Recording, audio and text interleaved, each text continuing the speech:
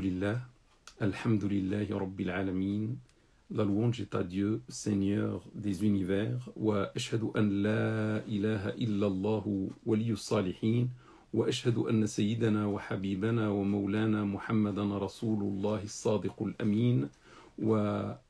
Et j'atteste que notre maître et bien-aimé Muhammad est l'envoyé de Dieu sincère et véridique, Sayyidi, Amir al-Anbiya, maître, émir des prophètes, sallallahu alayka adada nujum as-sama, que les prières de Dieu soient pour toi au nombre des étoiles du ciel, wa rimal as-sahra, et au nombre des sables du désert, wa awladi Adama wa Hawa, et au nombre de la descendance d'Adam et Ève. Amma ba'd, ayyuha al-ikhwatu wal-akhawatu fi l'islam, après ceci, mes frères, mes sœurs en islam, Ahbab al-Habib Muhammadin al-Mustafa, très cher ou bien-aimé Muhammad al-Mustafa, alayhi afdalus salati wa azka salam, pour lequel on demande les meilleures prières et les hautes salutations. Comme promis, Inch'Allah, je vais aborder pendant cette soirée ce sujet polémique, ce sujet Ramadan. Est-ce qu'on applique la vision oculaire pour déterminer le début et la fin du mois de Ramadan, ou est-ce qu'on peut utiliser les calculs scientifiques pour déterminer le début et de la fin du mois de Ramadan? Comme ce que j'ai dit, c'est un sujet de divergence. Malheureusement, il y a ceux qui sont fidèles à ce qu'a dit le prophète Salat salam sur lui, à ce qu'on trouve dans les livres de fiqh, et qui ne veulent pas bouger même d'un cheveu.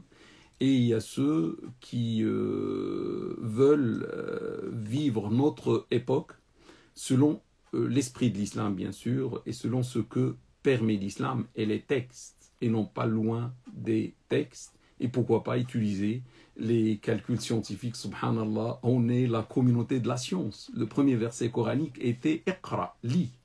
Et comment la communauté de la science se prive de la science et des calculs scientifiques, là où le monde a atteint l'apogée dans les domaines des sciences. Donc, à notre époque, on va mettre la science de côté et vivre comme ceux qui nous ont précédés vivaient. Bon, en tout cas, c'est un sujet de divergence. Ce qui est malheureux, c'est que ceux qui sont fidèles, et on peut dire des conservateurs, des littéralistes, qui veulent toujours appliquer la vision, traitent les autres comme égarés et comme innovateurs. Et je trouve que c'est une erreur, parce qu'on est tous des musulmans. On est chercheurs de la vérité. On est tous des frères et des sœurs. Notre islam dépasse notre divergence. Et chacun a le droit de réfléchir comme il veut. Chacun a le droit de raisonner comme il veut, tant qu'il a des arguments. Donc pourquoi traiter quelqu'un qui a des arguments comme égaré ou comme innovateur? Ceux qui sont des réformateurs ou des gens du progrès, etc., ne traitent pas les autres d'égarés ou ou d'innovateurs. On respecte, ils ont un argument, l'argument est clair, on les respecte, point final. Comme introduction, pour commencer cette soirée, pour commencer ce sujet qui est énormissime, je rappelle qu'un jour, le prophète Salat salam sur lui a demandé à ses amis que l'un de vous ne prie à l'Asr, la prière de Asr, que chez Banu Qurayda, une tribu de Banu Qurayda qui était à un certain nombre de kilomètres de Médine, du centre de Médine. Donc les compagnons ont pris le chemin pour aller vers cette ville, pour suivre l'ordre du prophète Salat salam sur lui. Malheureusement, le Asr est arrivé, la prière du Asr est arrivée, mais ils n'ont pas atteint la ville, n'ont pas atteint la tribu de Banu Qurayda. Là, il y a eu une divergence. Entre qui? Entre les meilleures créatures après le prophète Salat sur lui dans notre communauté. C'est les compagnons qui sont pieux, qui comprennent la science, qui ont vu la révélation et qui sont les amis du prophète Salat sur lui. Certains ont dit, on ne prie le Asr que lorsqu'on arrive chez Banu Qurayda, même si on fait l'Asr pendant le Maghreb. Après le coucher du soleil, c'est pas grave. Le prophète a dit, il ne faut prier le Asr que chez Banu Qurayda. Chez Banu Qurayda, on va faire la prière du Asr, même la nuit. D'autres, un autre groupe de compagnons, ils ont dit non, c'est pas possible. On ne va pas faire le Asr après le coucher du soleil chez Banu Qurayda. Là, on est encore dans le moment du Asr. Bientôt, il y aura le coucher du soleil. Et le prophète salat islam sur lui, lorsqu'il nous a demandé de ne faire la prière du Asr que chez Banu Qurayda, la illa, la cause, la raison, c'est pour qu'on se dépêche. Parce que si on se dépêche, on va faire le Asr chez Banu Qurayda. Donc l'un de vous ne prie que chez Banu Qurayda, ça veut dire dans le cas où vous allez vous déplacer rapidement, vous n'allez faire la prière du Asr que chez Banu Qurayda. C'est ce qu'a voulu dire le prophète salat islam sur lui. Parce que il y a quand même des textes coraniques et prophétiques qui disent qu'il faut faire la prière à l'heure. Qu'est-ce qu'on fait? On a beaucoup de textes qui disent il faut faire la prière à l'heure, et on a maintenant un texte du prophète qui nous dit ne faites la prière que chez Banu Qurayda. Est-ce qu'on peut, le prophète n'est pas avec nous, salat et salam sur lui, pour nous répondre, est-ce qu'on va faire la prière du Asr après le coucher du soleil? C'est pas possible. Donc il y a eu une divergence. Les autres disent pas question. Il a dit Banu Qurayda, on fait la prière chez Banu Qurayda. Bon, la fin, c'est que un groupe a prié pendant le chemin et n'a pas suivi le prophète sallallahu alayhi wa sallam, c'est-à-dire dans ce qu'il a dit de ne faire la prière que chez Banu Qurayda, et les autres ont attendu l'arrivée chez Banu Qurayda, et c'était la nuit tombée, ils ont fait l'Asr, ils ont fait le Maghreb, etc.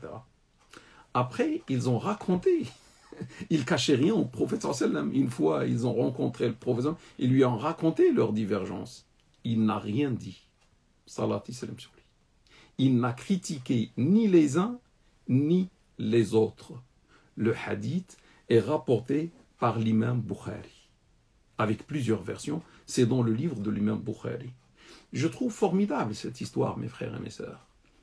Ce que je comprends de cette histoire, c'est la haute classe, c'est la haute moralité des compagnons qui étaient des frères, et la fraternité dépasse notre divergence. On reste un groupe uni. Certains, leur conviction, leur avis, c'est de prier pendant le chemin. Pas de problème, prier. Les autres, ils vont prier une fois ils arrivent chez Banu Qurayda. Mais on est frères. Ils n'ont pas pris les armes. Personne n'a dit à l'autre tu es égaré. Personne n'a dit à l'autre tu es un hypocrite ou tu es un innovateur. Chacun respecte l'autre, et plus fort que tous, et la plus grande moralité, c'était celle du prophète sallallahu alayhi wa sallam, qui n'a dit aucun mot. Il a entendu, il a gardé le silence. Pourquoi? Parce que pour lui, les deux avaient raison. Ceux qui ont prié chez Banu Qurayda, c'est lui qui a dit ça. C'est lui qui a dit ça. Donc ils n'ont pas contredit le texte. Et les autres, ils ont utilisé la raison. Ils n'ont pas suivi à la lettre ce qu'il a dit. Ils n'ont pas suivi que le texte. Les premiers sont des littéralistes. Ils ne regardent que le texte, ce que dit le texte. Et les autres sont des gens qui interprètent, qui analysent, qui essaient de comprendre la raison, le pourquoi, etc. Et le prophète, lorsqu'il a gardé le silence, il a approuvé les deux méthodes. Parce que lui, salat, il n'a pas le droit de garder le silence lorsqu'il y a une erreur à corriger. Parce qu'il est le messager de Dieu, il est là pour montrer le chemin, pour corriger en cas d'erreur. Et s'il ne dit rien, ça veut dire qu'il approuve les uns et les autres. Allahumma salli wa sallim wa barik ala Sayyidina Muhammad. Le hadith est rapporté par Bukhari. Donc quand je vois, mes frères et mes sœurs, des gens aujourd'hui qui traitent les autres d'égarés ou d'innovateurs, je vois qu'on s'est éloigné du prophète Salat Islam sur lui, qui a confirmé les deux méthodes, la méthode littéraliste qui s'appelle les Dahirites, et d'ailleurs au IIIe siècle il y a eu même l'apparition d'une école qui s'appelait l'école des Dahirites, l'école des littéralistes, et qui est venue comme 5e école à côté des 4 écoles juridiques qu'on connaît, les Malikites, les Shafi'ites, les Hanafites et les Hanbalites. Je vous donne le programme pendant cette soirée, Inch'Allah, après cette introduction. Je vais parler de l'historique des musulmans de France, d'où on est venu, qu'est-ce qui s'est passé dans l'histoire à propos des mois de Ramadan, etc. Ce que les musulmans ont fait, c'est bien de connaître le contexte, c'est bien de connaître l'histoire. Après, je vais donner, Inch'Allah, les arguments des gens qui disent la vision oculaire, et rien que la vision oculaire, on va voir leurs arguments. Et après, on va voir les arguments des gens qui disent non, on va appliquer les calculs scientifiques. Et nous, mes frères et mes sœurs, on est chercheurs de vérité et on apprécie la chose pas selon la passion, selon ce qu'on veut, mais selon la force de l'argument. Si on trouve que les arguments sont forts, sont recevables, on peut suivre ce qu'on veut, et après, dans le respect des autres. Parce que les autres, pour nous, les uns ou les autres, ne sont ni égarés, ni innovateurs. Chacun cherche la vérité, chacun a une conviction, et point final. Et que Dieu agrée nos œuvres. Et qu'on reste musulmans malgré tout. Et que Dieu nous unisse, Inch'Allah. Sachez qu'au début, mes frères et mes sœurs, au début, c'est-à-dire les années 60, les années 70, etc., il y avait des musulmans venus ici en France, qu'on appelle les immigrés, et ces gens-là étaient liés à leur pays d'origine. Donc, lorsqu'il y avait le mois de Ramadan, les musulmans n'étaient pas unis comme aujourd'hui. Il n'y avait pas les moyens quand je dis unis, c'est-à-dire il n'y avait pas des mosquées, il n'y avait pas, etc. Les gens priaient chez eux, les gens priaient dans les foyers. Il n'y avait même pas les mosquées. Hein. Donc, chacun faisait ce qu'il voulait. Et lorsqu'il y avait le mois de Ramadan, il était hors question de ne pas jeûner avec le pays d'origine et de ne pas rompre le jeûne avec le pays d'origine. C'était presque sortir de l'islam, quitter l'islam si je ne jeûne pas avec mon pays d'origine. Donc c'était gravé dans comment dire, les cerveaux, et c'était pas possible tout simplement. Je suis marocain, je dois jeûner avec le Maroc. L'autre qui est sénégalais ou algérien doit jeûner avec le Sénégal ou l'Algérie. L'autre, c'est pas tunisien, il doit jeûner. L'autre est un Turc, il va jeûner avec la Turquie. C'est pas possible qu'un Turc va laisser la Turquie pour jeûner avec un Marocain ou avec un Algérien ou avec un Sénégalais. Donc, qu'est-ce qui se passait? On passait un coup de fil, le téléphone, pour savoir quand est-ce qu'il y a le début du mois de Ramadan selon tel ou tel ou tel pays. C'est-à-dire qu'il y avait plusieurs débuts du mois de Ramadan en France. Pour des gens qui habitent dans le foyer, dans le même foyer, c'est-à-dire le foyer Sonacotra ou autre, et il y avait plusieurs débuts, plusieurs fêtes. C'était comme ça. À un certain moment, on a voulu, avec l'arrivée de gens de science, etc., qui ont la science religieuse et tout, ils étaient déçus de voir cette grande division, cette grande divergence en France. Qu'est-ce qu'ils ont fait? Ils ont essayé de trouver une solution pour unir les musulmans autour d'une règle. Donc ça va être difficile. Hein. Ce qu'ils ont fait, ils ont dit, tiens, nous on est ici en France, on peut pas, si on suit nos pays d'origine, on va pas être unis et on peut pas fêter ensemble. Alors qu'on est des musulmans, on veut fêter ensemble, la fête avec nous, nos femmes, nos enfants, etc. Qu'est-ce qu'on fait? On va suivre le premier pays. On oublie tous les pays, on suit le premier pays qui va dire « j'ai vu le nouveau croissant de lune ». Bon, certains ont suivi, d'autres ont préféré suivre leur pays. Un certain nombre d'années, presque cette idée a été suivie par une quasi-totalité des musulmans de France. Donc, souvent, le premier pays, c'était l'Arabie Saoudite. Bon, les gens suivent l'Arabie Saoudite, suivent le premier pays. Euh, Aussi, ils se sont basés sur une règle juridique qui dit que le jeûne est universel. C'est une règle suivie par les Malikites, par les Hanafites, par les Hanbalites, sauf les Shafi'ites qui s'opposent et disent non. Le jeûne est régional et local. Ça veut dire, je ne sais pas, chaque pays regarde chez lui est-ce qu'il a vu ou pas. Mais la majorité, les Malikites dedans, disent non, le jeûne est universel. Donc si un pays a vu, tout le monde, tous les musulmans du monde peuvent suivre ce pays. C'est dommage, certains pays qui sont malikites ne respectent pas cette règle malikite et on est toujours dans la division depuis des années et des années. Malheureusement, mes frères et mes sœurs, lorsqu'il y a eu cette règle suivie, on a remarqué à l'époque une divergence entre les pays musulmans, mais une divergence énorme. Parce que selon la science moderne, la divergence entre les pays, la différence de jeûne entre les pays ne peut pas dépasser une journée, 24 heures. Si des pays ont vu aujourd'hui, les autres n'ont pas vu, mais le lendemain, ils vont le voir quand même, le nouveau croissant. Parce que le nouveau croissant, sa taille augmente avec le temps. Donc si aujourd'hui on a vu, après 24 heures, il sera encore plus grand. Et si aujourd'hui était déjà visible, le lendemain, presque tout le monde va le voir. Donc la différence ne peut être que de 24 heures, ça veut dire d'une journée. Qu'est-ce qu'on a remarqué en 1989? 3 jours de différence. Les pays du Golfe en 89 du siècle dernier ont jeûné le jeudi. Les pays du Maghreb et l'Égypte ont jeûné vendredi. Et l'Inde, le Pakistan et l'Iran ont jeûné le lendemain, le samedi. Ben, c'est trop. À l'époque, il n'y avait pas le CFCM. Le CFCM, c'est depuis les années 2000. Là, on est dans 1989. 3 ans après, ils ont récidivé.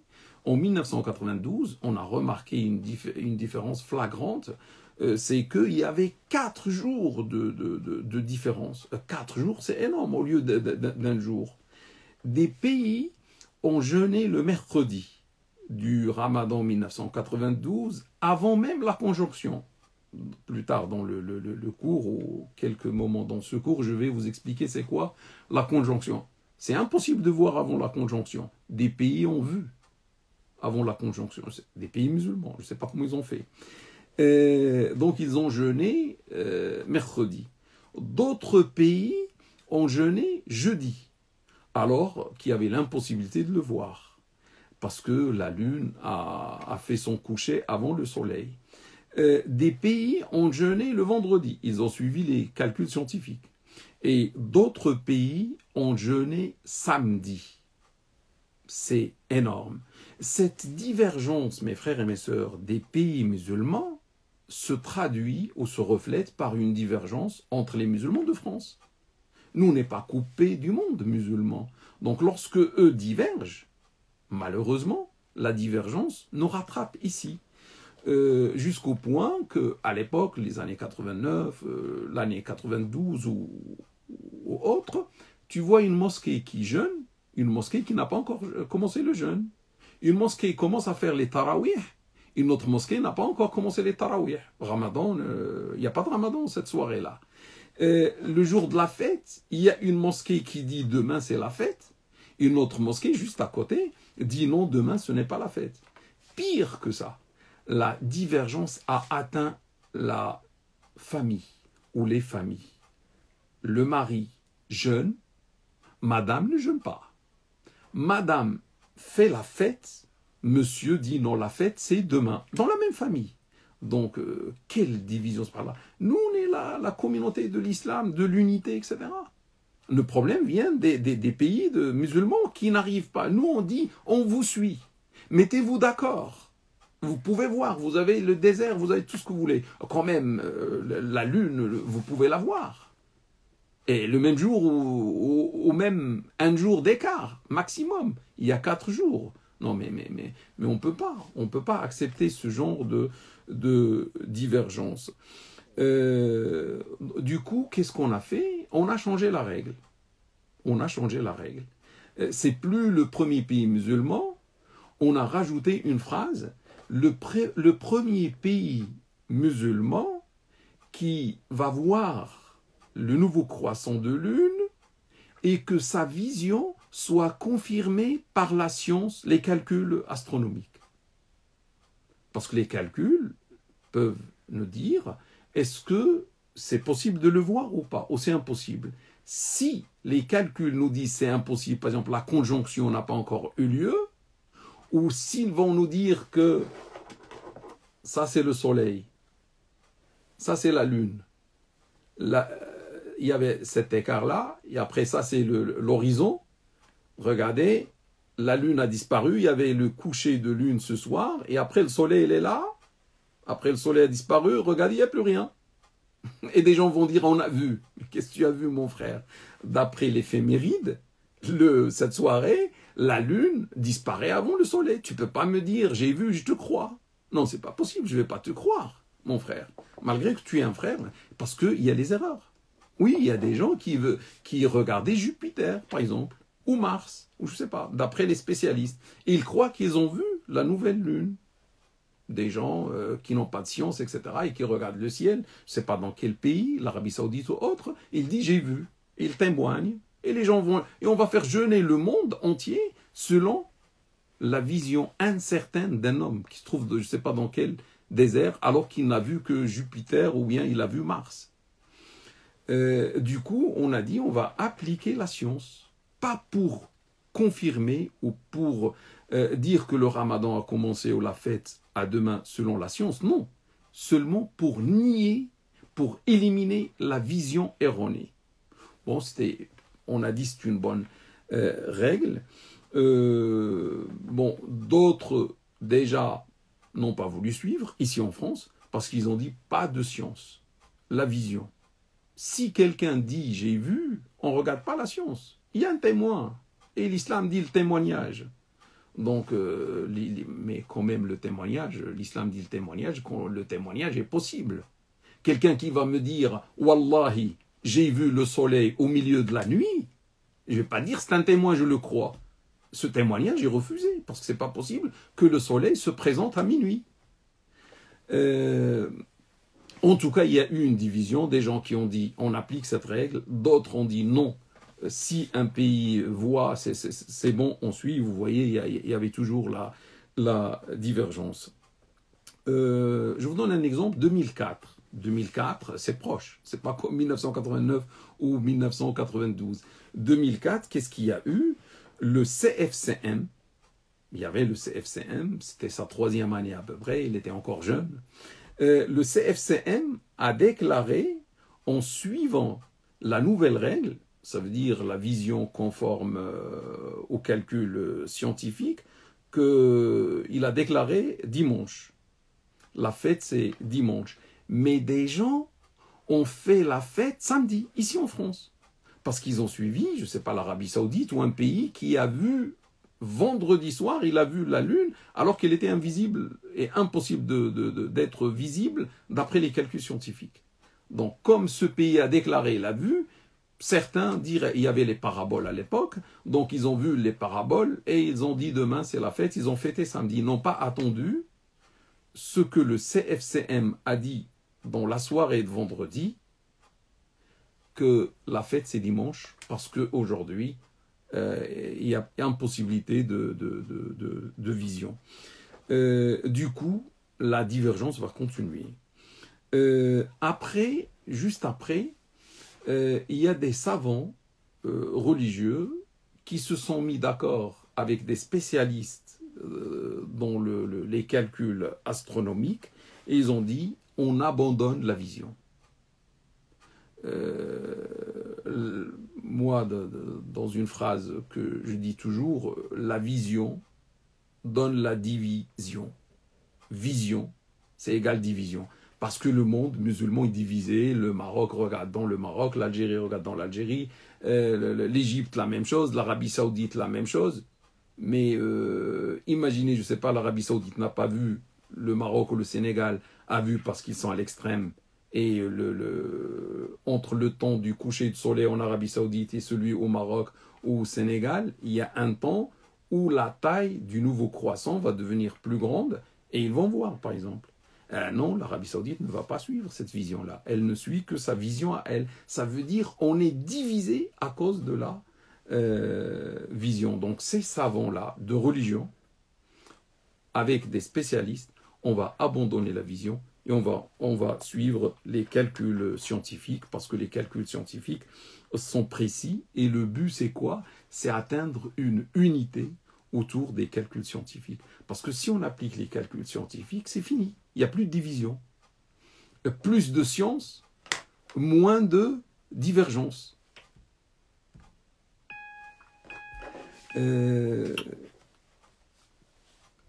Parce que si on dit on suit que les calculs scientifiques, ça veut dire tel pays arrête la vision, tous les pays arrêtent leur vision, et on va suivre les calculs scientifiques qu'on connaît à l'avance. Et on va connaître le mois de Ramadan à l'avance, commence telle date, finit telle date, on connaît tous les mois, les 12 mois, etc.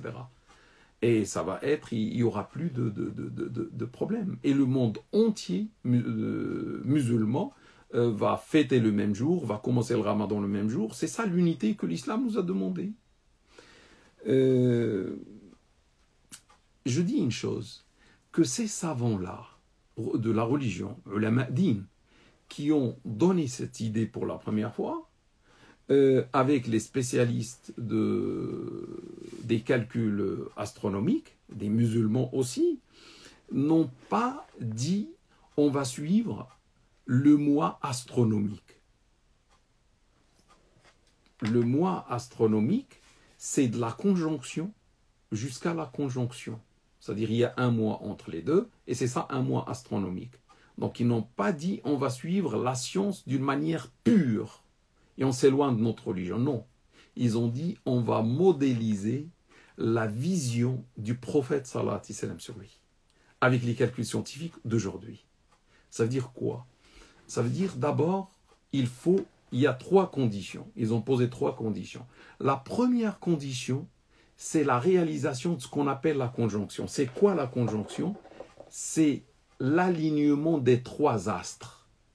La Terre, la Lune et le Soleil.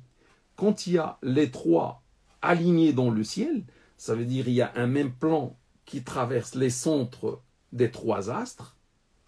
Ça, c'est la conjonction. Et la conjonction arrive une seule fois par mois, et la conjonction est universelle. La conjonction ne dépend ni de l'Arabie Saoudite, ni de l'Algérie, ni du Maroc, ni de la France, ni de aucun pays. Elle a lieu dans le monde entier. C'est un instant où les 3 astres s'alignent.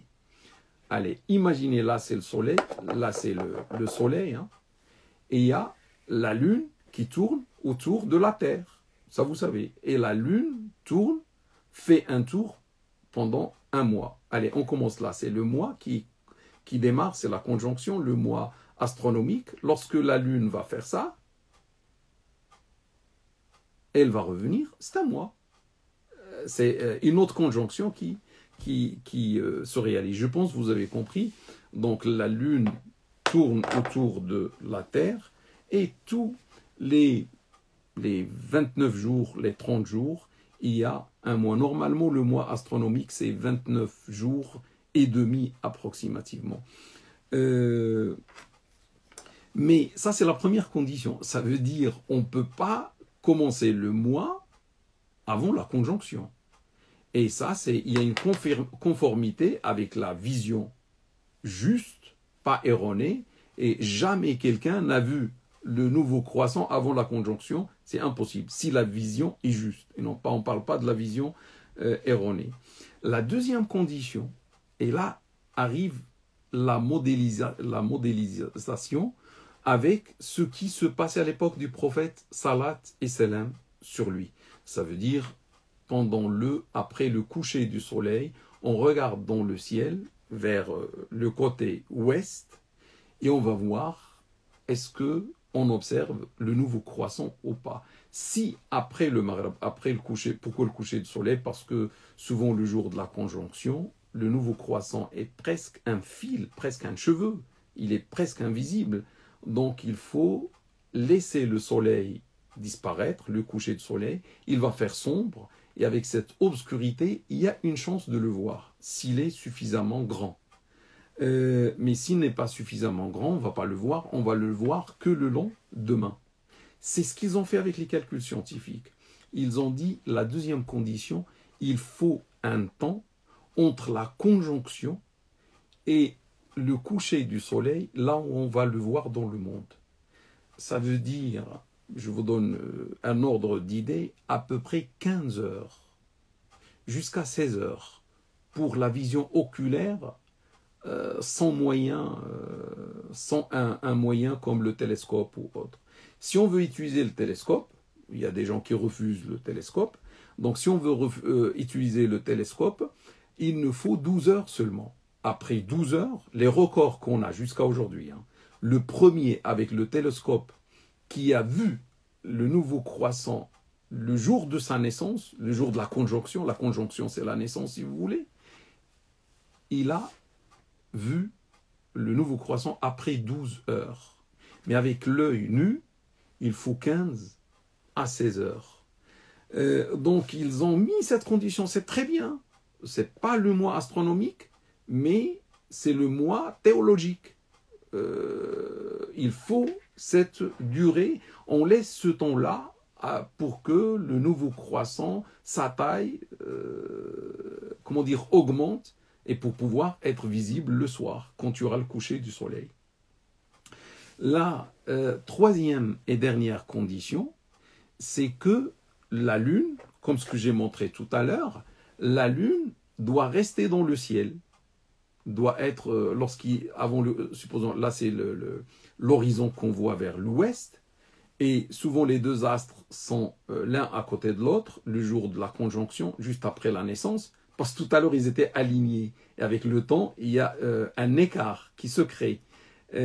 Lorsque le soleil disparaît derrière l'horizon, la lune doit rester à peu près 30 minutes. C'est le record qu'on a. Dans le monde, celui qui a le meilleur temps, il l'a vu 30 minutes après le coucher du soleil. 15 minutes, non, c'est pas possible.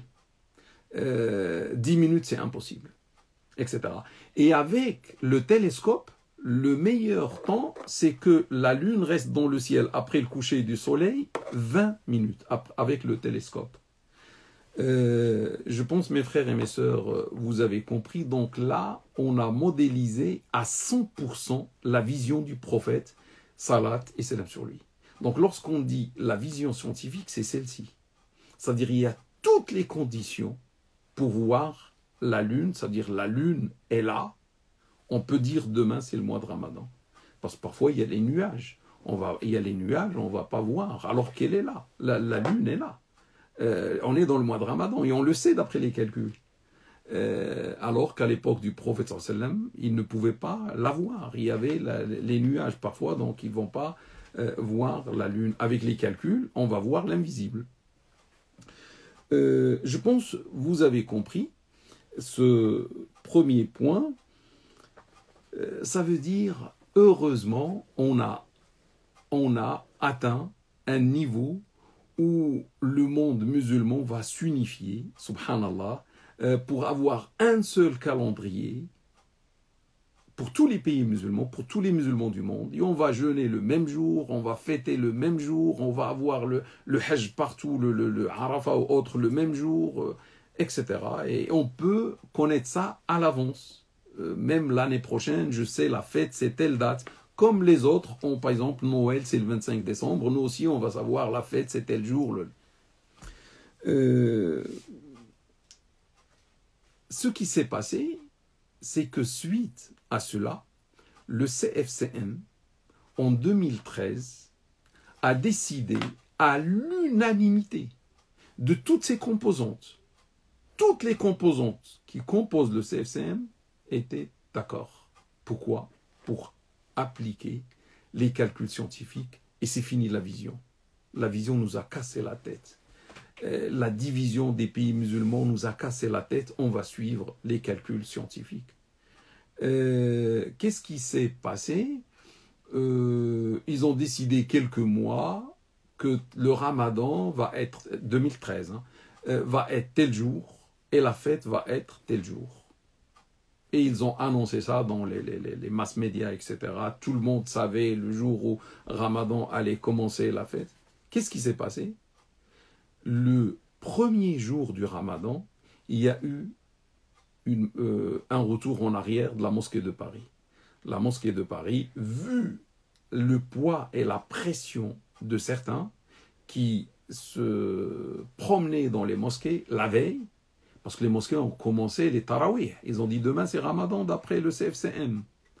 Des gens ont dit non, le monde comment dire, musulman n'a pas vu, aucun pays n'a vu, c'est pas possible, on va pas suivre les calculs scientifiques, etc. Il n'y a pas de tarawih, fermer les mosquées et tout. Donc il y avait des problèmes dans pas mal de mosquées, ce qui a fait que la mosquée de Paris, le lendemain, a fait marche arrière.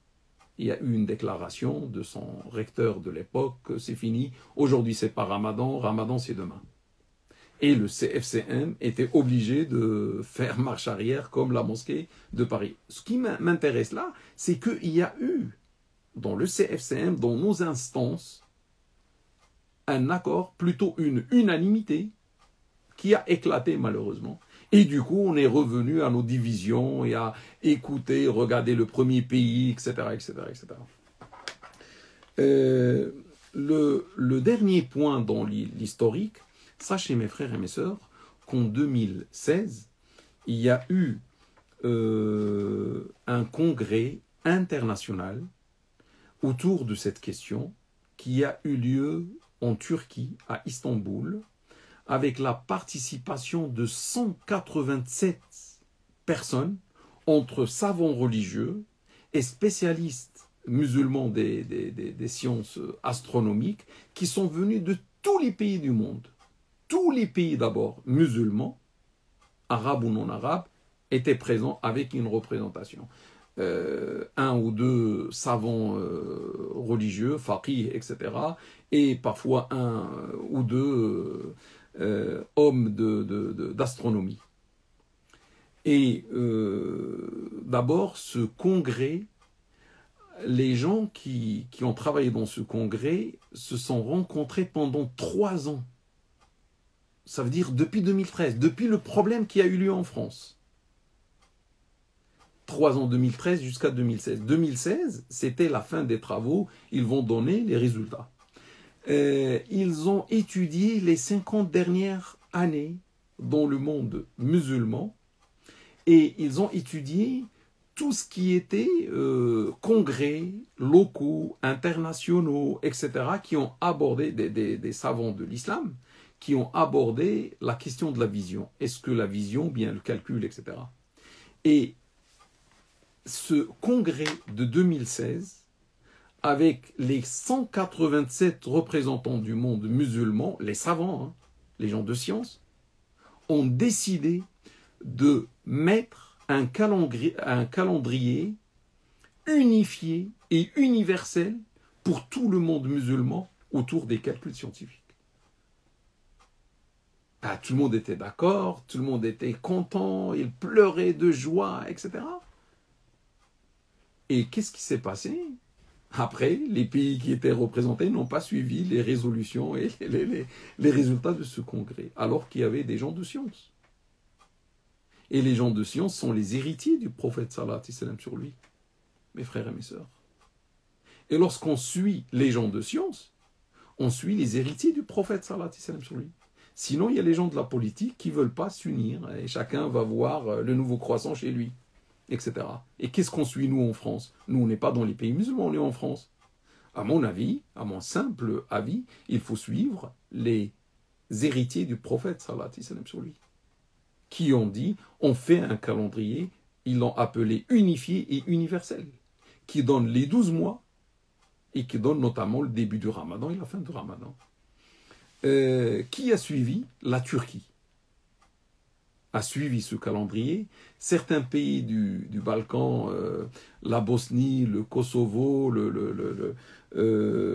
l'Albanie, ont suivi eux aussi.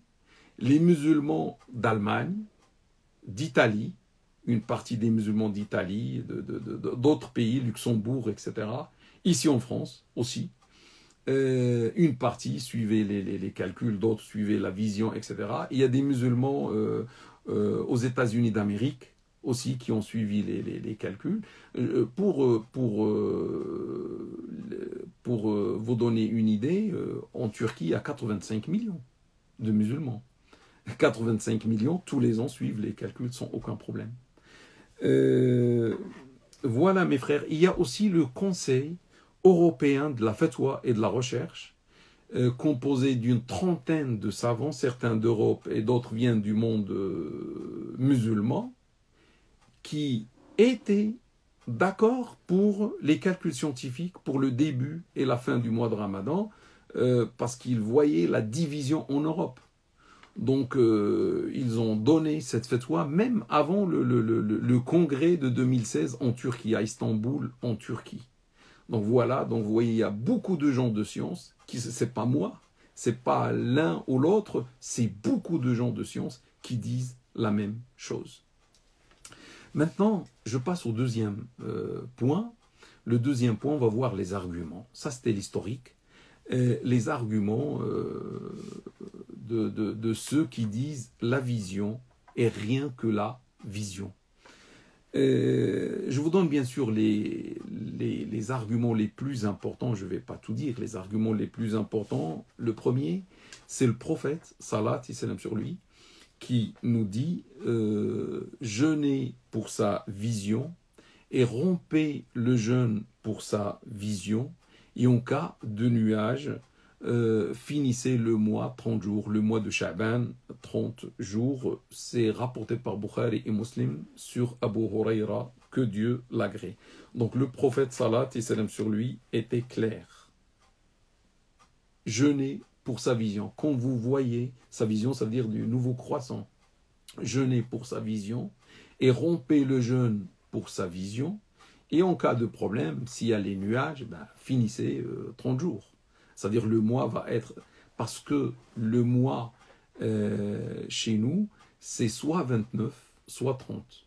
Il n'y a pas 30 et 31, soit 29, soit 30. On a dit c'est 29, le mois astronomique c'est 29 et demi. Donc parfois le demi se rajoute et ça donne 30 jours. Parfois le demi s'enlève et ça fait 29 jours, en quelque sorte. Donc, ils ont dit, les défenseurs de la vision, les partisans de la vision, disent le prophète sallallahu alayhi wa sallam était clair. Sa parole est claire. On jeûne soit 29, soit 30. Et le 29e jour, si on voit le lendemain, ça va être le premier. Si on voit rien, le lendemain, ça va être le 30e jour. Et le début sera le jour d'après. Et ils ont dit, le hisab, le calcul, c'est une bid'a. Le calcul, c'est une innovation que le prophète salat ne pratiquait pas. Le deuxième argument, le prophète salat a dit, nous sommes une communauté illettrée, nous ne savons pas écrire, nous ne savons pas calculer, le mois c'est comme ça ou comme ça. Comme ça, ça veut dire 29, comme ça c'est 30. Le hadith est rapporté par Bukhari et Muslim, c'est un hadith authentique, rapporté sur Abdullah ibn Omar, que Dieu l'agrée. Selon ce hadith, pour les partisans de la vision, selon ce hadith, le calcul est haram. Le calcul est interdit parce que le prophète a dit « Nous n'écrivons pas et nous ne calculons pas. Nous sommes une communauté illettrée. Nous n'écrivons pas et ne nous calculons pas. » Du coup, celui qui veut calculer, il va s'opposer à ce qu'a dit le prophète sallallahu alayhi wa sallam pour cette communauté, une communauté illettrée. Le troisième argument, c'est le prophète sallallahu alayhi wa sallam qui a dit « Celui qui apprend une science qui a une relation avec les étoiles, aura appris une science, une filière de la sorcellerie. Rapporté par Abu Daoud, par Ibn Majah, qui l'ont qualifié de hadith bon, Hassan, et par l'imam Ahmed. Qu'est-ce qu'il dit, salat et salam sur lui? Celui qui apprend une science qui a un lien avec les étoiles, il aura appris ou aura appris une filière de la sorcellerie. Or, la sorcellerie est interdite en islam, on le sait. Du coup, apprendre des calculs astronomiques, etc., c'est de la sorcellerie, en quelque sorte, interdite en islam. Donc, si on ne doit pas apprendre les calculs qui ont un lien avec les étoiles, on ne peut pas les appliquer non plus. Pour connaître le début du mois de Ramadan, ni la fin du mois de Ramadan, tout ça c'est haram et c'est fini. Le quatrième argument, c'est que la vision oculaire a fait l'unanimité. L'ijma', c'est le consensus. Ça veut dire la communauté pendant 14 siècles a pratiqué la vision oculaire. Il y a un ijma', il y a une unanimité, et il faut savoir, c'est vrai, dans les sciences, dans usul al-fiqh, les fondements du fiqh, le consensus est un dalil, c'est-à-dire est un argument. Quand quelqu'un te dit ça c'est un ijma', c'est une unanimité, ben, c'est un argument fort. Tu peux rien faire. Donc si la communauté pendant 14 siècles, depuis le prophète sallallahu alayhi wa sallam, regardez le nouveau croissant, on ne peut pas faire autrement. Et du coup, les calculs scientifiques que certains réclament aujourd'hui, c'est une innovation et c'est un égarement qui nous éloigne de la sunna de notre prophète, salat et salam sur lui. Ça, c'était les arguments de la majorité. Bien sûr, les gens qui veulent la vision, c'est la majorité. C'était d'abord l'unanimité pendant presque, une quasi-unanimité pendant 14 siècles.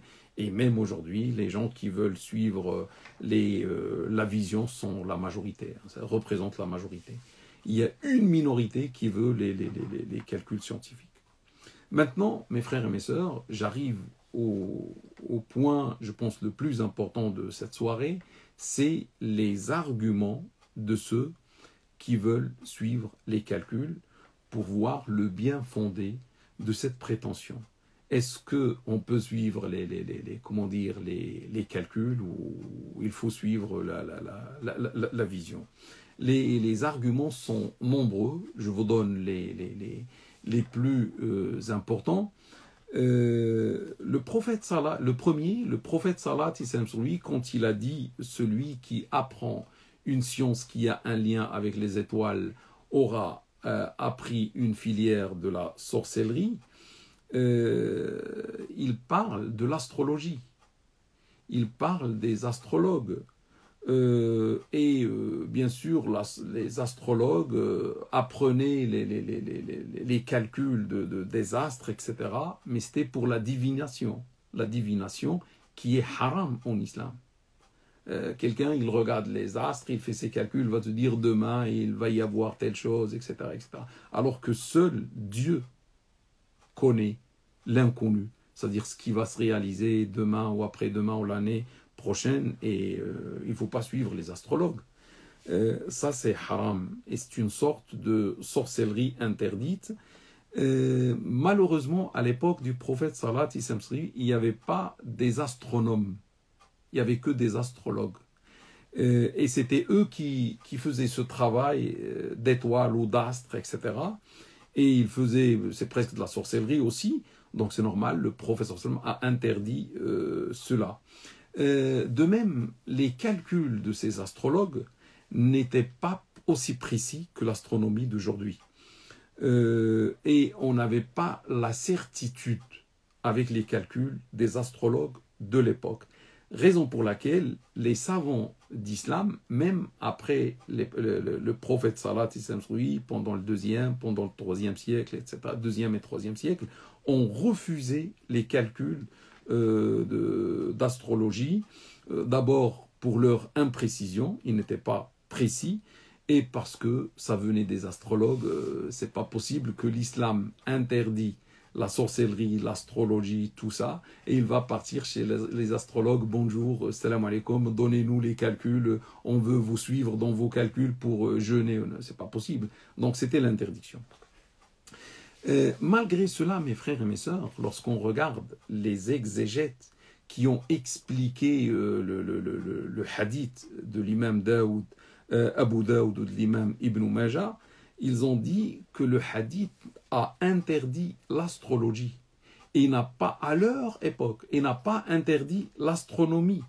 Ils se sont basés sur une parole, une citation de l'imam Al-Khattabi qui dit que la science qui a un lien avec les astres ou les étoiles et qui est interdite par le prophète sallallahu alayhi wa sallam, c'est l'astrologie, parce qu'elle nous donne des prévisions, elle nous donne des prophéties pour l'avenir qui n'a pas encore eu lieu, et tout cela est interdit en islam.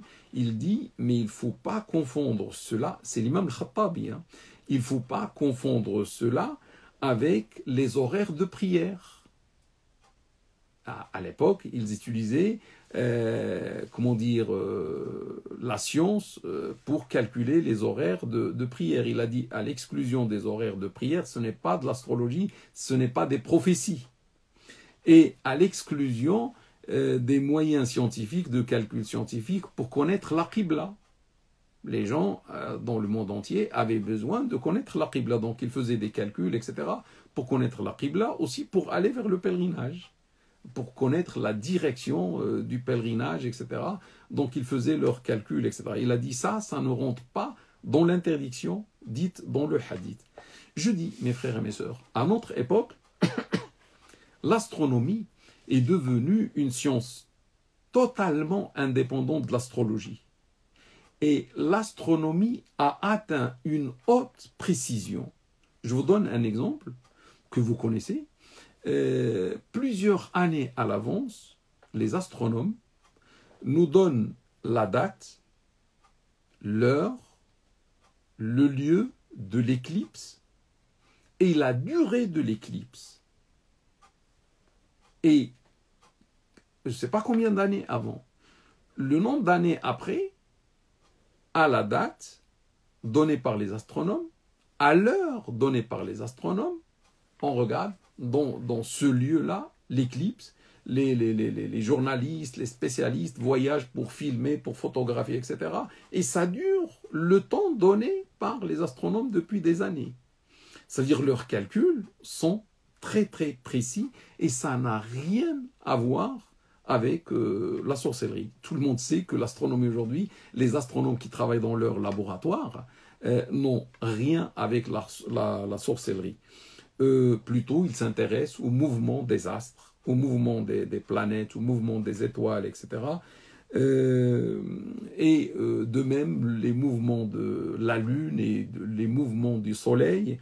Dieu a dit, dans un verset coranique, on va voir ce que Dieu dit, هو الذي جعل الشمس ضياء والقمر نورا وقدره منازل لتعلموا عدد السنين والحساب. C'est lui qui fit du soleil un éclairage et de la lune une lumière. Lui, c'est Allah. Il a déterminé la lune en quartier afin que vous sachiez le nombre des années ainsi que le calcul astronomique, le nombre d'années, etc. Ainsi que le calcul qui définit le mouvement du soleil, le mouvement de la lune, de la terre, etc. Chapitre 10, verset 5. Donc, qui a voulu que l'humanité sache ou découvre le nombre d'années et le calcul du soleil, de la lune, etc. C'est Allah Ta'ala. C'est lui qui le dit dans ce verset coranique. Donc c'est Allah qui a voulu que l'humanité connaisse ce calcul par le biais de deux astres, le soleil et la lune, comme ce qu'il a cité dans ce verset coranique. Bien sûr, ce calcul n'a rien à voir avec la sorcellerie. Et comment est-il possible ou concevable que ce calcul soit, son utilisation soit interdite, et en même temps, c'est Dieu qui l'a voulu. C'est Dieu qui a voulu que les gens connaissent ce calcul, et en même temps, il va nous dire, n'utilisez pas ce calcul. Et on va voir même par la suite que ce calcul représente une miséricorde de Dieu subhanahu wa ta'ala voulue pour l'humanité. Celui qui veut nous priver de ce calcul, ça veut dire nous prive de la miséricorde de Dieu subhanahu wa ta'ala. Le deuxième argument, le prophète salat lui a dit jeûnez pour sa vision et rompez le jeûne pour sa vision. On a vu, c'est unanimement authentique sur Abu Huraira, rapporté sur Abu Huraira. C'est une parole dirigée pour les gens de son époque, parce que leur quasi-totalité étaient des gens qui ne savaient pas lire, qui ne savaient pas compter ou écrire, et la miséricorde musulmane de Dieu subhanahu wa ta'ala a voulu à l'époque, pour ces gens illettrés, de seulement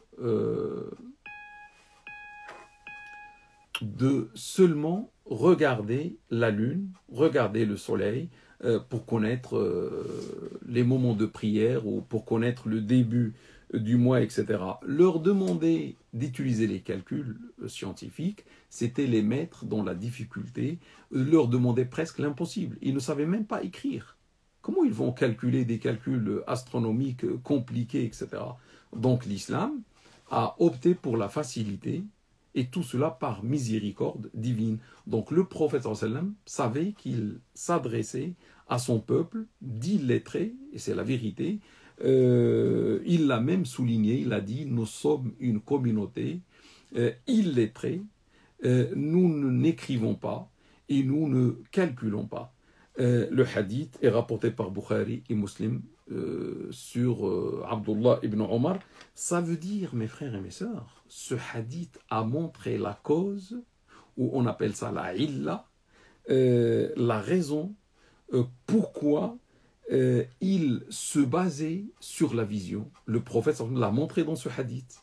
Le prophète salat sur lui, il est précis, il est concis, et il a montré pour nous, les gens qui vont venir par la suite, et qui seront dans une époque de science, etc., que nous, 14 siècles avant vous, on ne savait pas lire, et on ne savait pas compter, et c'est pour ça on se basait sur la vision pour déterminer le début du mois et la fin du mois. Donc on connaît maintenant la raison de tout cela.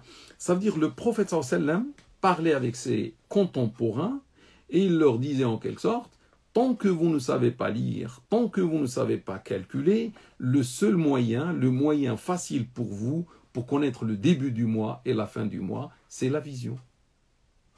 Mais est-ce que ce hadith a interdit le calcul? Parce que les gens, les partisans de la vision disent ce hadith a interdit les calculs. Est-ce que franchement on a compris que ce hadith a interdit les calculs? Moi je dis non, et les autres, les partisans du calcul, disent non, il ne l'a pas interdit. Parce que si ce hadith, l'explication, l'argument, si ce hadith interdit le calcul, il interdira aussi l'écriture. Parce qu'il dit nous sommes une communauté illettrée, nous n'écrivons pas et nous ne calculons pas. Pourquoi on se base sur ce hadith? Pour interdire seulement le calcul et pour ne pas interdire l'écriture, alors que l'écriture est citée dans le même hadith. Et ce qui nous éclaire encore, c'est que le prophète sallallahu alayhi wa sallam demandait à ses compagnons d'écrire le Coran. Et heureusement, ils l'ont écrit. Si l'écriture était interdite, pourquoi il a demandé à ses amis, à ses compagnons, Ali, Muawiyah, Zayd, que Dieu soit satisfait d'eux et d'autres, d'écrire si l'écriture était interdite? Aussi, lorsque le prophète sallallahu alayhi wa sallam sur lui a dit que nous n'écrivons pas, nous ne calculons pas, il a montré en quelque sorte que le calcul est une science noble, que les musulmans devaient apprendre. C'est un défaut de ne pas savoir lire et de ne pas savoir écrire. C'est un défaut pour la communauté de rester illettrée. Ça veut dire, bien sûr, pour lui, c'est un miracle d'être un illettré, c'est un miracle pour lui, mais pour sa communauté, c'est un défaut. Vu que le premier verset coranique, c'était Li, Iqra. Et il a encouragé les musulmans et les enfants des musulmans à apprendre à lire, à écrire, à calculer, etc. Ça veut dire, on comprend de ce hadith, nous, on était des illettrés, analphabètes, on ne savait pas lire et compter, on regardait. Ça veut dire le jour où cette cause disparaît, le jour où il n'y aura plus d'illettrisme dans la communauté, vous pouvez appliquer les calculs scientifiques pour modéliser le début du Ramadan et le jour de la fête, le jour où les calculs deviendront précis et les musulmans ne sont plus analphabètes, vous pouvez utiliser la science. Donc le hadith n'interdit pas la science. Une autre chose, mes frères et mes sœurs, Dieu dit dans un verset coranique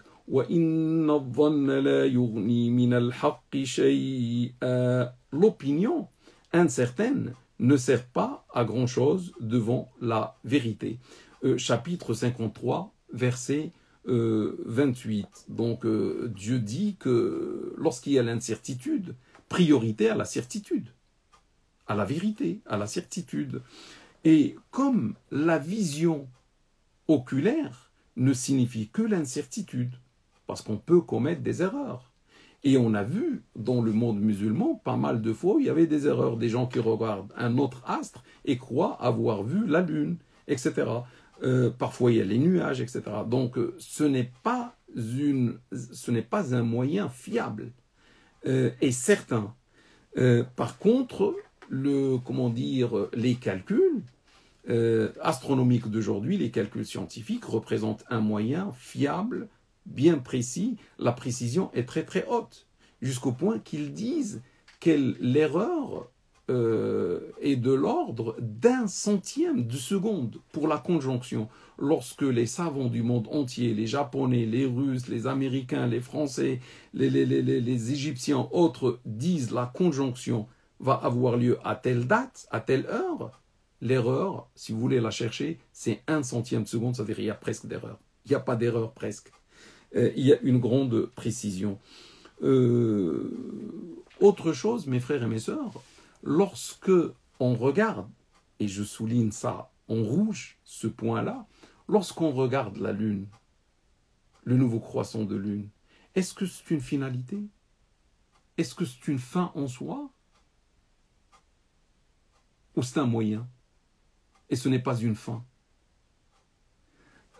Parce que si vous allez me dire c'est un moyen utilisé par les musulmans de l'époque, si c'est un moyen, on peut trouver un autre moyen qui est plus fiable et plus facile.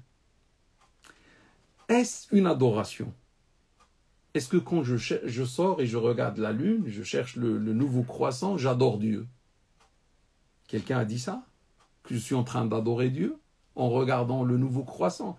Ce n'est pas une adoration, c'est un moyen qui n'a rien à voir avec l'adoration. C'est un moyen grâce auquel je vais savoir le commencement de l'adoration.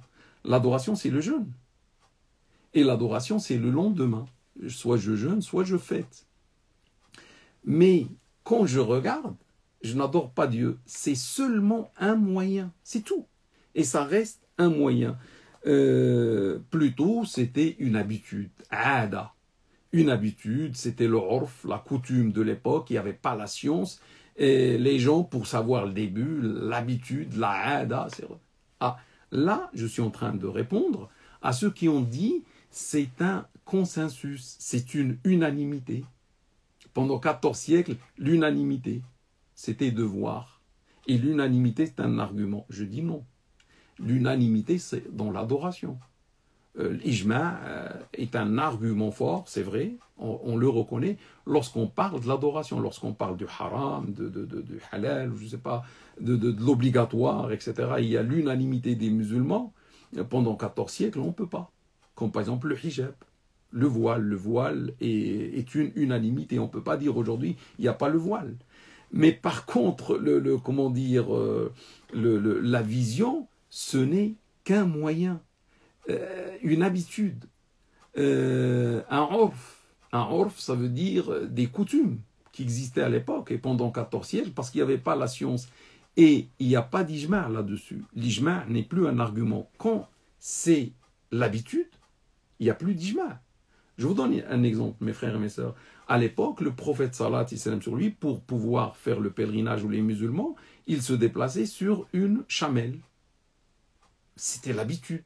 Et il y avait un ijma', un consensus. Et pendant 14 siècles. Est-ce qu'aujourd'hui, celui qui veut faire le pèlerinage, il doit partir sur une chamelle comme le prophète salat salam sur lui? Non. Les moyens ont changé, les habitudes ont changé, et on doit vivre notre époque. Et les moyens de notre époque, il y a l'avion, ou il y a la voiture, je ne sais pas.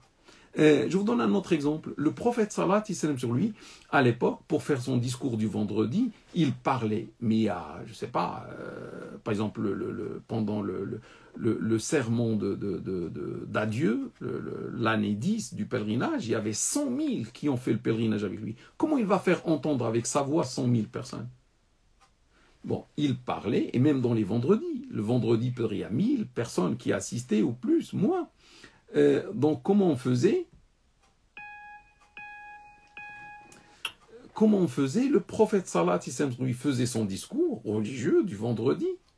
Et des gens, il y avait des répétiteurs, des gens, un homme là qui répète, et 10 mètres plus loin, l'autre homme entend le premier, qu'est-ce qu'il a dit, et il répète, et jusqu'à la fin. Et comme ça, avec cette répétition, tout le monde va entendre le discours du prophète sallam, mais répété. Aujourd'hui, on ne fait pas ça. Alors que c'est un discours de vendredi, alors que c'est une adoration. Qu'est-ce qu'on a fait? On a changé le moyen, on a fait le micro, il y a la sonorisation, tout le monde entend. Et personne n'a dit non, on doit répéter comme à l'époque. Là, c'est des moyens. Et bien sûr, lorsqu'il y a un consensus, c'est normal. Chaque période, il y a un consensus autour d'un moyen, mais avec le temps, ça évolue. Troisième argument, mes frères et mes sœurs, pourquoi il y a un ijma, un consensus, une unanimité de tous les savants aujourd'hui et de toute la communauté d'islam aujourd'hui autour de l'utilisation des sciences, des calculs astronomiques pour la prière, pour les horaires de prière?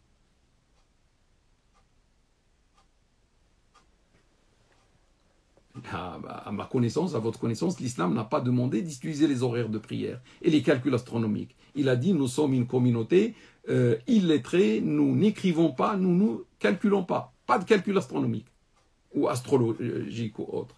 À l'époque, vrai ou faux? Oui, c'est vrai. Donc le prophète sallallahu alayhi wa sallam n'a pas utilisé ce moyen. Les horaires de prière.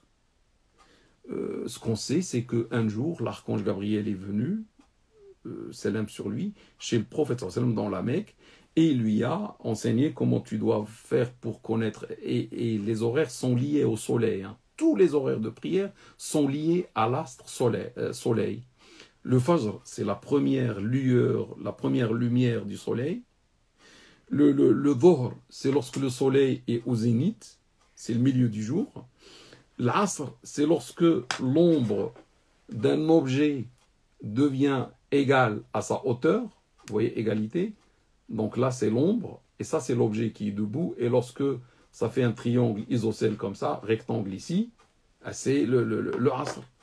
Le maghrib, c'est le coucher du soleil, et l'isha, c'est la disparition de la dernière lueur de lumière rouge qui reste après le coucher du soleil. C'est une lumière du soleil.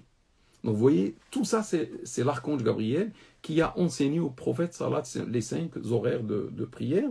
Ça veut dire une vision oculaire, mes frères et mes sœurs. Une vision oculaire. Et il y a eu l'unanimité des compagnons autour de cela. Et l'unanimité des gens du 1er siècle autour de cela. Qui a cassé cette unanimité? Pourquoi les musulmans ont abandonné la vision oculaire du soleil pour définir le maghreb, etc., ou le dhuhr, ou je ne sais pas? Qui aujourd'hui parmi nous, mes frères et mes sœurs, sort au moment du maghreb, pendant le mois de Ramadan, pour voir est-ce que le soleil a disparu, comme faisait le prophète sallallahu alayhi wa sallam sur lui, la vision oculaire? La réponse, personne. Qui Alors que, est-ce que je mange ou je ne mange pas? Est-ce que je suis les calculs astronomiques interdits? Ou je dois sortir dehors pour m'assurer que franchement le soleil a fait son coucher? Qui parmi nous, mes frères et mes sœurs, sort au moment du Fajr pour dire j'arrête de manger? Il y a le Fajr, je l'ai vu, où on suit seulement les calculs des horaires de prière. Donc personne aujourd'hui ne fait comme le prophète Salat Islam Soui. Et autant pour nous, et c'est mieux pour nous, alhamdoulilah, qu'il y a eu cette évolution. Et on vit notre époque, et on suit la science. Tout le monde suit les calculs scientifiques sans aucun problème. Pourquoi maintenant des gens exigent, demandent la vision oculaire pour voir le nouveau croissant de lune, pour définir le début du mois de Ramadan et la fin du mois de Ramadan, comme le prophète Salat Islam faisait, et les mêmes gens n'appliquent pas et n'exigent pas la vision oculaire pour voir le coucher du soleil ou l'aube, exactement comme faisait le prophète sallallahu alayhi wa sallam. Qu'est-ce que c'est que cette contradiction incompréhensible? Je ne comprends pas, je pense que vous ne comprenez pas pourquoi il y a cette différence. Là, on accepte les calculs astronomiques quand il s'agit du soleil pour la prière, et on n'accepte pas les calculs astronomiques quand il s'agit de la lune pour le début du Ramadan. Alors que le hadith dit « Nous sommes une communauté illettrée, nous n'écrivons pas, nous ne calculons pas », rapporté par Bukhari et Muslim. Je pose une question. La salat, la prière, n'est-elle pas le pilier central de l'islam? N'est-elle pas le premier pilier en islam? Et la première prescription en islam, c'est la salat? Est-ce que la première question donnée venant de Dieu le jour de la résurrection ne sera pas autour de la salat? Pourquoi on accepte les calculs scientifiques pour la salat? Il faut voir à l'œil nu, à la vision oculaire. Parce que quand même, c'est le pilier central. Et c'est plus même important que le jeûne. Donc pourquoi pour la salat, on n'applique pas la vision oculaire, alors qu'elle est plus importante? Pourquoi on refuse le calcul scientifique pour la lune, pour le jeûne, et on l'accepte, le même calcul pour le soleil, pour la prière? Dieu n'a-t-il pas dit, écoutez ce que Dieu a dit, gloire et pureté à lui, le soleil et la lune évoluent selon un calcul bien précis. Chapitre 55, verset 5. Dieu a dit, c'est lui qui parle, c'est Allah. Le soleil et la lune évoluent selon un calcul bien précis. Chapitre 55, Ar-Rahman, le très miséricordieux. Dieu a cité cette remarque-là dans le chapitre le très miséricordieux, Ar-Rahman, dans un chapitre où il recensait ses bienfaits sur l'humanité, parce qu'il est le très miséricordieux. Il est en train de nous dire, voilà, regardez le soleil, la lune, heureusement, évoluent selon un calcul, etc. Et tout à l'heure, on a vu que c'est Dieu qui a voulu nous montrer ce calcul, afin que vous sachiez le nombre d'années et le calcul. Ça veut dire, et qui a enseigné à l'homme tout ça? C'est Allah. Il a enseigné à l'homme ce que ce dernier ne savait pas. Toute la science qu'on a aujourd'hui, ça vient de Dieu, subhanahu wa ta'ala.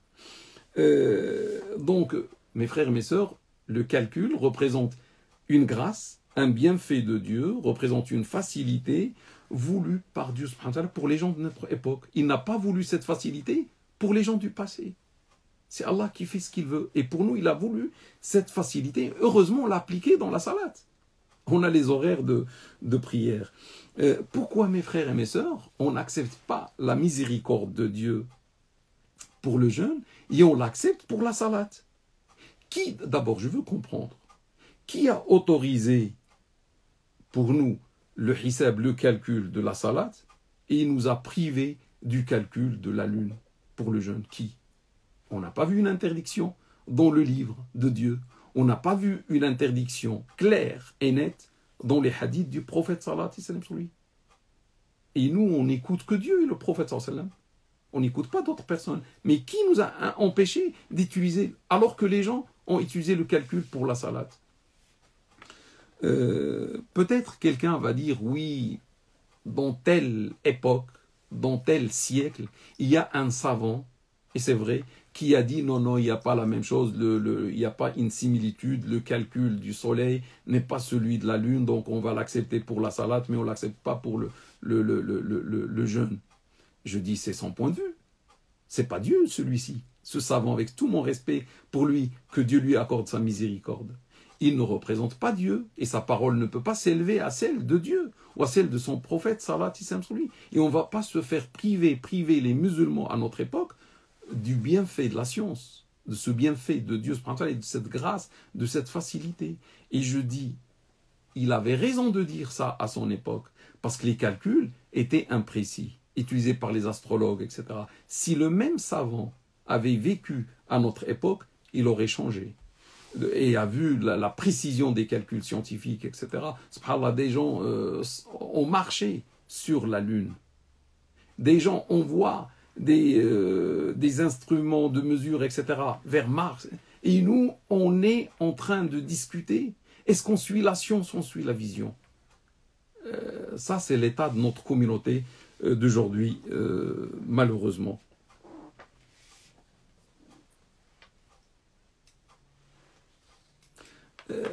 Je veux dire une petite remarque. Subhanallah, on s'attache aux calculs astronomiques, les horaires de prière, et personne n'a refusé ça. Alors qu'il y a une grande divergence et différence entre comment dire, les calendriers de salat.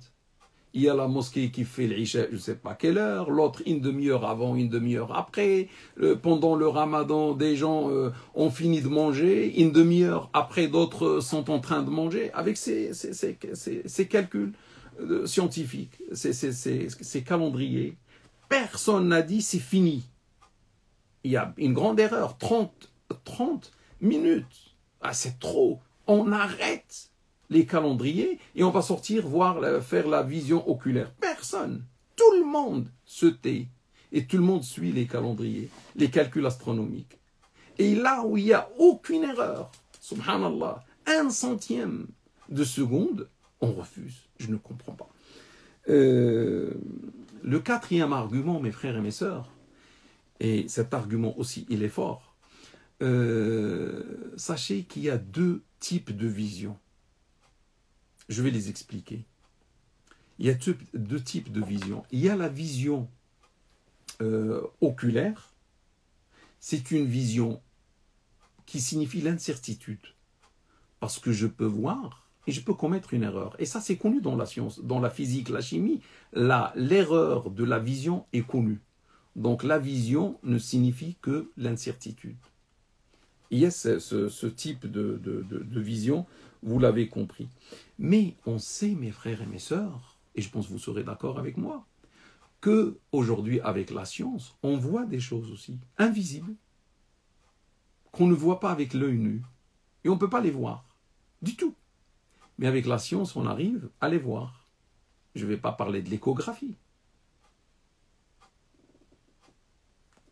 Pour voir le bébé, pour voir le fœtus, son état, etc. Est-ce que... Je ne vais pas parler des radios et d'autres qu'on passe avec rayons X ou autres et on va voir l'état du cœur, on va voir les poumons, on va voir l'invisible. Subhanallah. Avec la science. Avec la science, on voit l'invisible.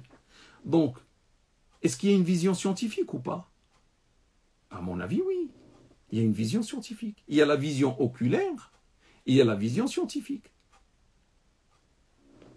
À l'époque, il y avait une seule vision. Mais avec le progrès scientifique voulu par Allah, on a maintenant deux visions.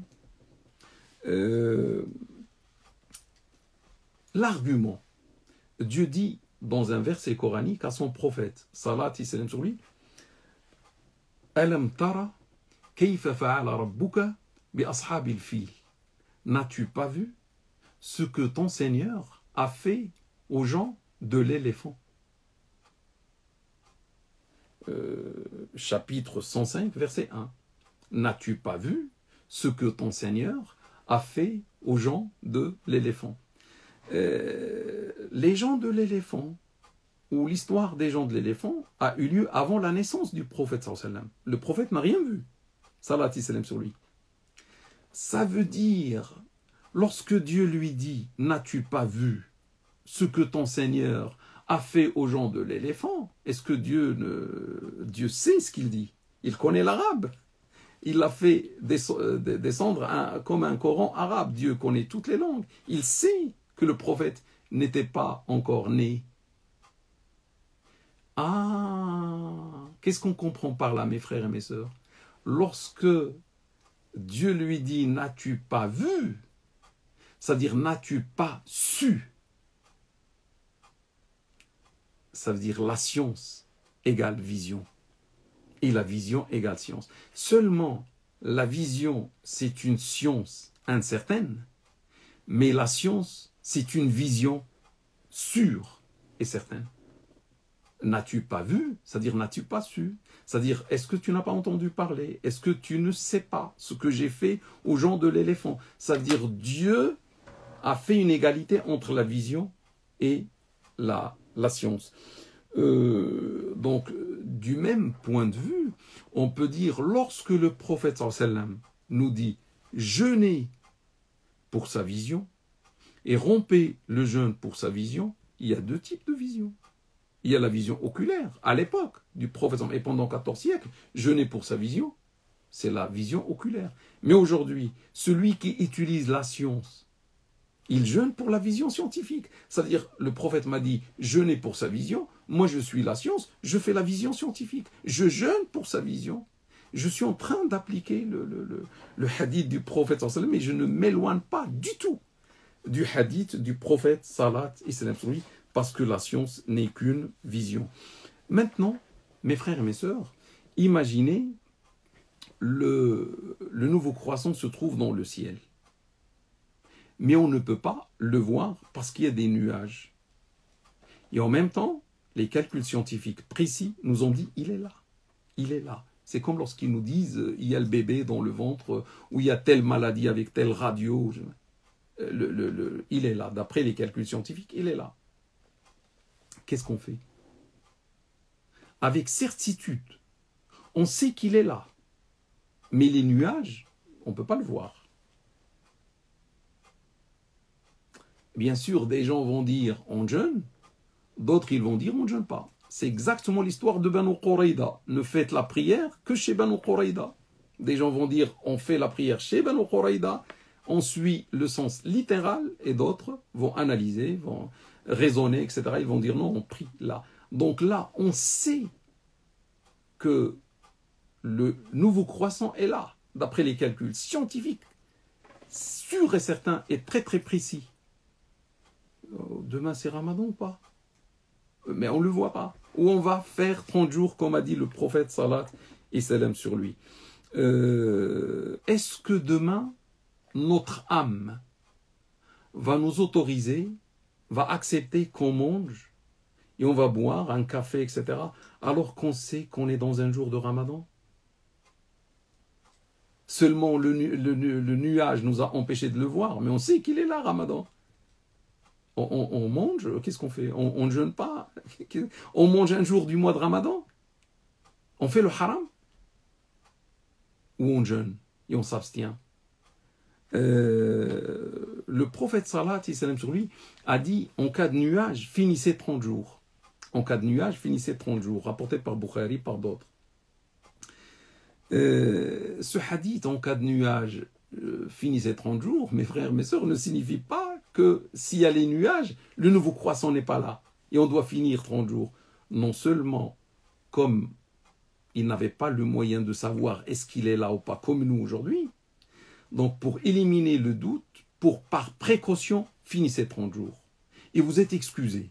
Même si vous faites le haram et vous allez manger un jour de Ramadan, ou vous allez fêter avant l'heure, ou après l'heure, ou je ne sais pas, vous êtes excusé. Votre excuse, c'est que vous ne savez pas.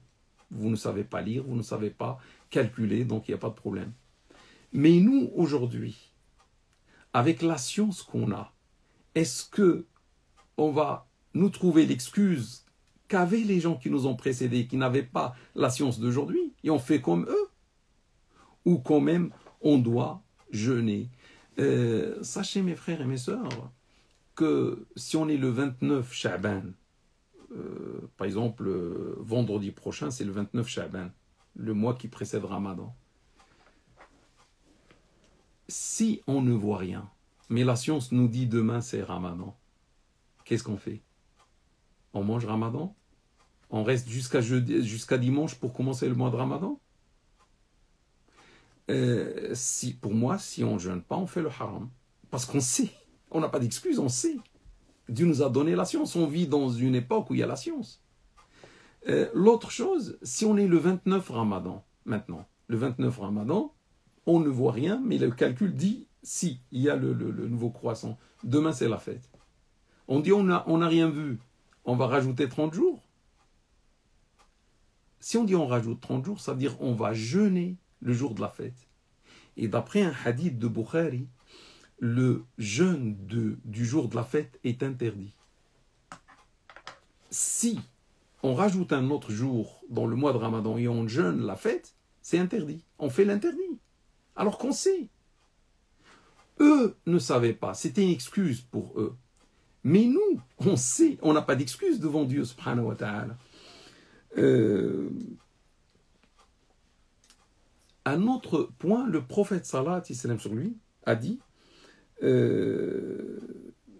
dans une version d'un hadith, en cas de nuage, faites une estimation pour lui. Rapporté par Bukhari et Muslim sur Abdullah ibn Omar. En cas de nuage, faites une estimation. La majorité ne comprenait pas à l'époque parce qu'il n'y avait pas les calculs, et les calculs étaient interdits. Ils ont dit l'estimation c'est de finir 30 jours. Donc ils ont interprété l'estimation par finir 30 jours. Alors que l'estimation c'est des calculs, on le sait, linguistiquement faire une estimation c'est faire des calculs. Qu'est-ce qui s'est passé? L'imam Nawawi et l'imam Ibn Hajar, l'un explique Muslim et l'autre explique Bukhari, nous ont dit que Abdullah Mutarrif ibn Abdullah ibn Shikhir, un homme digne de confiance, un grand savant du 1er siècle, ainsi qu'Ibn Qutayba du 3e siècle, ainsi qu'Ibn Surayj, un shafi'i du 3e siècle, ont dit faites une estimation, c'est suivez les calculs astronomiques.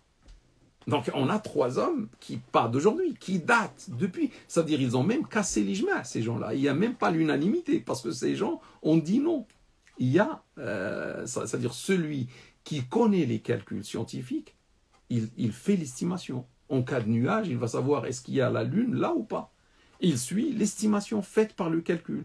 Et ça, c'est l'imam Nawawi, l'imam Ibn Hajar qui dit cela. Ça veut dire l'utilisation des calculs scientifiques est autorisée, ne pose aucun problème. Des gens du Salaf ont dit cela et l'ont même utilisé pour calculer les horaires de la salat, la prière, et pour calculer la direction de la qibla.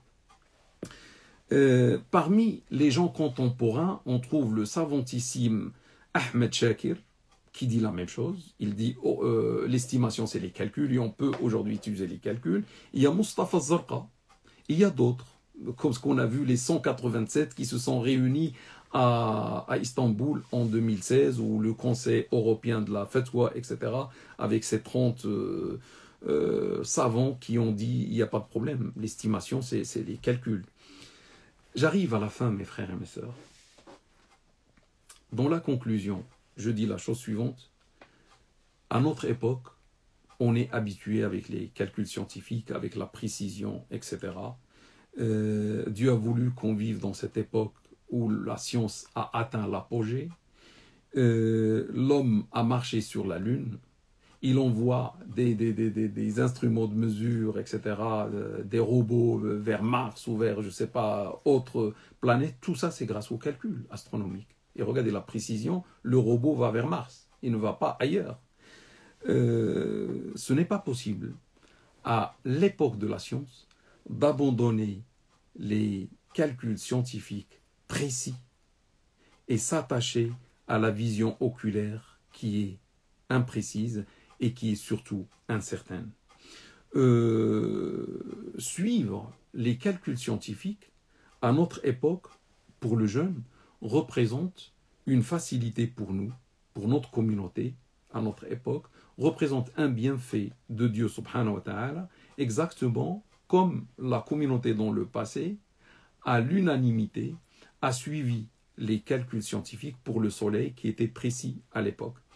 Nous aussi, on doit faire ce pas aujourd'hui et suivre les calculs scientifiques qui sont devenus précis, tout en sachant que le prophète salat sur lui, chaque fois où on lui présentait un choix, il choisissait la chose la plus facile tant que celle-ci n'est pas interdite. Unanimement authentique, rapporté par Bukhari et Muslim, et pour nous, le plus facile, c'est de suivre les calculs scientifiques et ne pas sortir voir la Lune. En tout cas, en France, il n'y a que des nuages presque toute l'année. Les 3/4 de l'année, le ciel est gris, on ne peut rien voir. Et en dehors de la France, il n'y a que des divisions, comme vous savez, entre les pays musulmans. Donc, suivre les calculs scientifiques, c'est une facilité pour nous. Avec les calculs scientifiques, on va connaître à l'avance le calendrier, les jours de fête, le début du jeûne, etc. Ça veut dire ça nous aide à mieux nous organiser dans notre vie. Il y aura une meilleure organisation. Ça veut dire le jour de la fête, 15 jours, ou même avant le mois, je peux déposer un jour de congé. Il y a la fête, je ne peux pas venir travailler. Maintenant, on leur dit, ils nous demandent quel jour vous voulez, on ne sait pas. C'est lundi ou mardi? Quand est-ce que vous pouvez nous prévenir? Un jour à l'avance? Non, non, c'est le soir. La veille même, 22 heures, on va attendre l'Arabie Saoudite et on va vous dire. C'est pas possible tout ça. Et il y a des associations qui veulent louer une salle pour la fête et comment dire, ils ne savent pas, ils doivent réserver la salle 2 jours. Ils ne peuvent pas dire avec précision c'est lundi ou mardi, il faut attendre l'Arabie Saoudite ou je ne sais pas quel autre pays, ce qui rend cher la réservation de la salle. Donc, connaître à l'avance les jours, ça, c'est une facilité, c'est une organisation pour nous. Un autre point, le calcul scientifique, il est le seul et unique qui garantit l'unanimité ou l'unité, pardon, des musulmans de France et même dans le monde. La vision oculaire ne garantit pas cette unité, on l'a vu depuis des années, depuis des siècles, il n'y a pas d'unité, il n'y a que de la division et la divergence entre les pays musulmans. Parce que chaque pays regarde la nouvelle lune ou le nouveau croissant de lune dans son territoire, ce qui donne une divergence. Les calculs scientifiques vont nous unir, Inch'Allah, ça fait l'unité demandée par Dieu subhanahu wa ta'ala en islam. Ce qui vient aussi et qui n'est pas mineur, c'est que finalement, on va connaître la date de la nuit de la valeur. Avec les calculs scientifiques, on sera unis, on sait Ramadan commence telle date, on compte par exemple tel nombre de jours et on va connaître la nuit du 27 ou la nuit de la valeur parce que qui est meilleure que 1000 mois. Subhanallah. Et l'adoration pendant cette nuit, c'est meilleur que 83 ans. Et on la rate avec nos divergences. Parce que ce pays commence telle date, l'autre pays commence telle date, et on ne peut pas avoir plusieurs nuits de valeur. La nuit de la valeur, il y a une seule. Dieu a parlé d'une nuit de valeur. Il n'a pas parlé de plusieurs nuits de valeur. Et on rate l'adoration de 83 ans parce qu'on n'est pas unis, alors qu'avec la science, on connaît avec précision le début, la fin du mois. Comme on connaît avec précision l'heure de Dohr, l'heure du Asr, l'heure de... Et lorsque on va suivre la science, on ne sera pas les seuls. On a dit il y a des dizaines de millions dans le monde qui suivent la science, la Turquie, l'Albanie, le Kosovo, la Bosnie, etc. Et des pays en Europe, des pays aux États-Unis d'Amérique. Et ça, c'est un début. C'est bien que des gens commencent. Parce que quand on commence, petit à petit, d'autres vont nous suivre. Et un jour, et on aura le salaire de ça, un jour, tout le monde musulman va suivre. Comme au début, pour la prière, ce n'était pas aussi facile. pour basculer vers les calculs scientifiques pour la prière, c'était pas facile aussi. Et petit à petit, quelqu'un a commencé, d'autres ont suivi, et à un certain moment, tout le monde suit les créneaux, les horaires de prière d'après les calendriers qu'on a. Sachez aussi que ce que je suis en train de dire, c'est l'avis du Conseil théologique musulman de France, où je siège, et depuis comment dire, la constitution du Conseil théologique musulman de France en 2015, on prône cela. Maintenant, je vous donne pour ce mois de Ramadan, et j'ai fini. Pour ce mois de Ramadan, si on applique les calculs scientifiques, sachez que la conjonction, l'alignement des trois astres, subhanallah, gloire et pureté à Dieu, créateur de ce monde, va avoir lieu ce vendredi, d'après les calculs scientifiques précis, avec 1/100 de seconde comme erreur. Le vendredi 1 avril, 1er avril, le vendredi qui vient, à 6h du matin 25, à 6h25 du matin, heure GMT, ce qui correspond à 8h25 de Paris, il y aura l'alignement des trois astres. Il y a la naissance astronomique du mois de Ramadan. Imaginez, vendredi, 8h25, c'est la naissance astronomique.